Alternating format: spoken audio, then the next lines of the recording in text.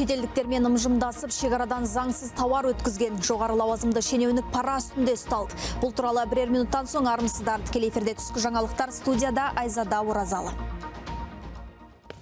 Тілсіз жау теріскейліктерді аяғынан тік тұрғызды. Солтүстік Қазақстан облысының Мағжан Жұмабаев ауданында жер үйден өрт шығып, әкесі мен ұлы қаза тапты. Тағы бір бала іздестіріліп жатыр. Қайғылы оқиға Майбалық ауылында болды. Төтенше жағдайлар департаментінің ақпаратынша құтқарушылар оқиға орнына жеткен кезде үй толықтай отқа оранып, түгел қираған. Өкінішке қарай сол сәтте ер адам мен оның кәмелетке толмаған екі баласы іште қалып қойған екен. Өртті сөндіру және үйінділерді бөлшектеу барысында құтқарушылар екі адамның демсіз денесін алып шықты.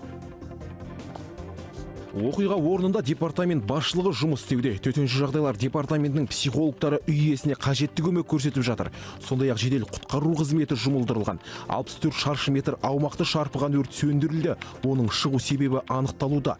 Өртті ауыздықтауға төтенше жағдайлар департаментінің жеке құрамынан 24 қызметкер мен 6 бірлік техника, сондай-ақ агрофирма жауапкершілігі шектеулі серіктестігінің ерікті өртке қарсы құрылымы қатысты. Солтүстік Қазақстан облысы төтенше жағдайлар департаментінің хабарламасынан. Шымкентте сұмдық жағдай. Белгісіз ер адам 21 жастағы бойжеткеннің ізіне түсіп, айуандықпен ажал құштырды. Сұмдық оқиға кеше кешкісін шаһардағы көп қабатты үйдің ауласында болған. Желде тараған видеодан қаскөйдің қызды қуып жетіп, бірнеше мәрте пышақ сұққаны анық көрінеді. Содан соң бірден ізін суытыпты. Полицияның дерегінше күдіктінің жеке басы анықталған, ол марқұмның танысы болып шықты. Қанды қылмыстың неден болған әзірге белгісіз. Тәртіп сақшылары іс қозғап күдіктіні шарқ ұрып іздеп жатыр. Ақтөбеде оқушыны өлтіргендер түрмеден босап шықты. Облыстық соттың қылмыстық істер жөніндегі сот алқасы олардың бас бостандығынан айыру жазасын шартты мерзімге ауыстырды. Сотталғандардың кәмелетке толмағандығын, кінәсін мойындағандығын, іс-әрекеттеріне өкінгендігін, жәбірленуші тараппен медиациялық келісім жасалғандығын және сотталғандардың жазасын жеңілдетуді сұраған жәбірленуші тараптың пікірін ескере отырып, сот алқасы шартты түрде жаза тағайындау туралы шешім қабылдады. Бұл сұмдық жағдай бұдан 2 жыл бұрын Темір ауданының Қопа ауылында болған еді. Осы елді мекендегі мектептің жоғары сынып оқушылары 14 жастағы Нұржан Сыдықты аяусыз ұрып соғып, соның кесірінен жасөспірім оқиға орнында көз жұмды. Қылмыстық іс бойынша 6 айыпталушы болды. Бәрі де 10 мен 11 сыныптың оқушылары. Тергеуге алынған оларға абайсызда адам өлтірген үшін бұзақылық және қылмысты ұйымдастыру баптары бойынша айып тағылды. Судья үшеуіне 1 жыл бас бостандығынан шектеу жазасын тағайындап, сот залында босатты. Қалған үшеуін 6 жыл 8 айға соттаған болатын. Елімізде 2000-нан аса адам түрмеден босатылды. Тағы 11 мың сотталушының жазасы қысқарған. Бұл туралы Ішкі істер министрлігі қылмыстық атқару жүйесі комитеті хабарлады. Конституцияның 30 жылдығына орай жарияланған рақымшылық аясында ең алдымен амнистияға кәмелетке толмағандар, баласы бар және жүкті әйелдер, мүгедектер мен қарттар іліккен. Соттар бас аяғы 16 мыңға жуық ұсынысты електен өткізіпті. Жүргізілген жұмыстардың нәтижесінде соттар 15.970 ұсынысты қарады. Қылмыстық атқару жүйесі мекемелерінен 2000-нан астам адам, оның ішінде әйелдер мен кәмелетке толмағандар босатылды. Соттар 11.000-нан астам сотталушының жаза мерзімін қысқартты. Бостандыққа шыққан азаматтардың барлығы пробация қызметінің тұрақты бақылауына алынған, сондай-ақ олар полицияның жеке есебіне қойылып, қоғамға бейімделу үдерісі қадағаланады. Қазақстан Республикасы Ішкі істер министрлігі қылмыстық атқару жүйесі комитетінің ресми хабарламасынан. Бұлапыт сөздерді қарша боратып, күмәнді тұстарды жарыса ойнатып, желде білгенін істеген блогер Қайсар Хамзаға тықыр таянды. Қаржылық мониторинг агенттігі жас жігітке ресми түрде іздеу жариялады. Мысалы, мына бала сабаққа баратыр міне, сумкасымен. Асылбек, қалайсың? Арнайы есепке алу органдарының порталында шыққан мәліметке сүйенсек, travel блогер 2 күннен бері іздестірілуде. Дегенмен Қайсардың өзі қамығып жатқан жоқ, парақшасына бәрі ойдағыдай деп оқырмандарына жалынды сәлемін жолдапты. Әзірге желі белсендісіне қандай айып тағылғаны белгісіз. Тергеу органдарда қосымша ақпарат таратпай отыр. Айта кетейін, Инстаграмында 2.600.000 аудиториясы бар жігіт бұған дейін күлдіремін деп білдіріп, желіде заңсыз ұтыс ойындарын өткізуге де үлгерген еді. Жақында ғана сонысы үшін күн 1,2 миллион теңгеге жуық айыппұл арқалады. Сондай-ақ бұған дейін Қайсар Хамзаның есімі құмар ойын мен онлайн казино жарнамаларын отандық блогерлердің тізімінде де жылт етіп көрінген тұғын. Агенттік оны не үшін іздестіріп жатқандарын жақын уақытта айтамыз дейді.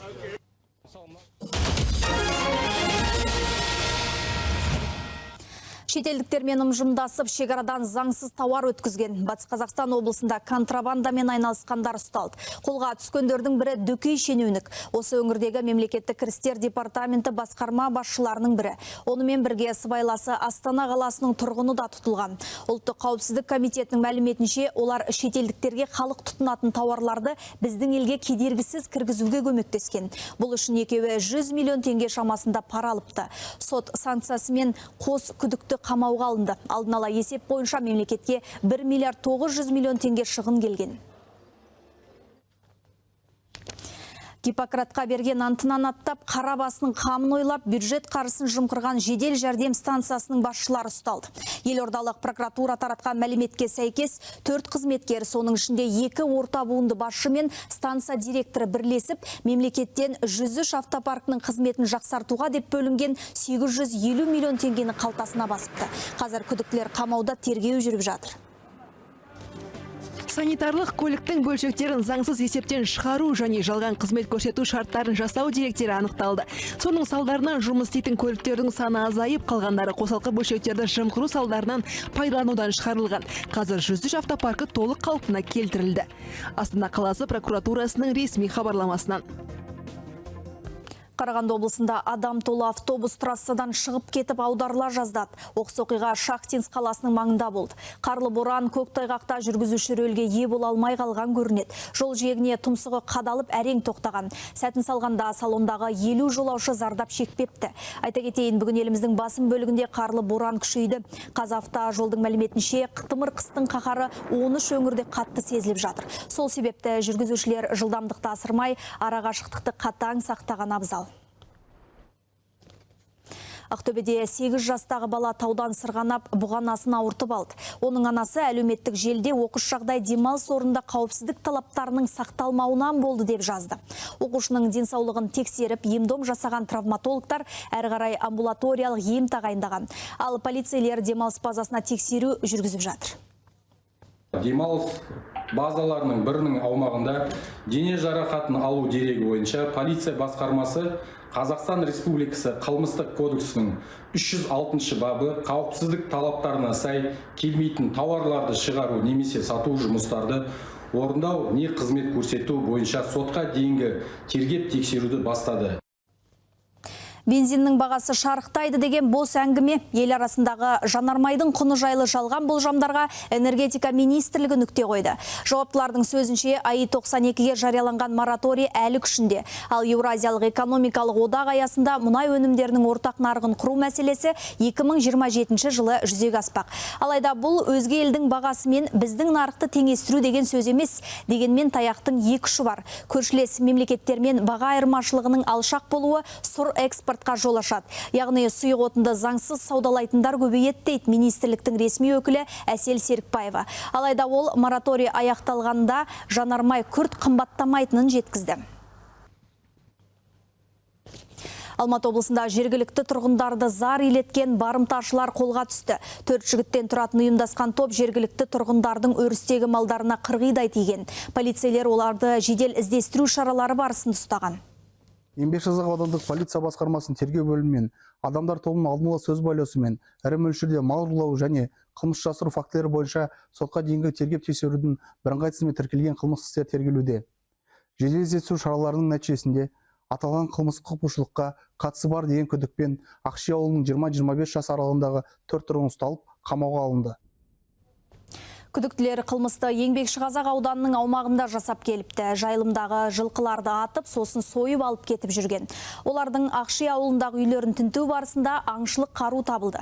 Қаскөйлер елді мекендегі бос тұрған баспананың бірін ұрланған мал етін сақтайтын қойма ретінде пайдаланыпты. Ол жерден бөлшектелген жылқы еттері сақталған. Айғақ заттар қылмыстық істің материалдарына тіркеліп, ет заңды иелеріне қайтарылды. Ардақтағайын, әзірге айтарымыз осы. Күннің басты жаңалықтары сағат 18:30-да арна қосылы болсын.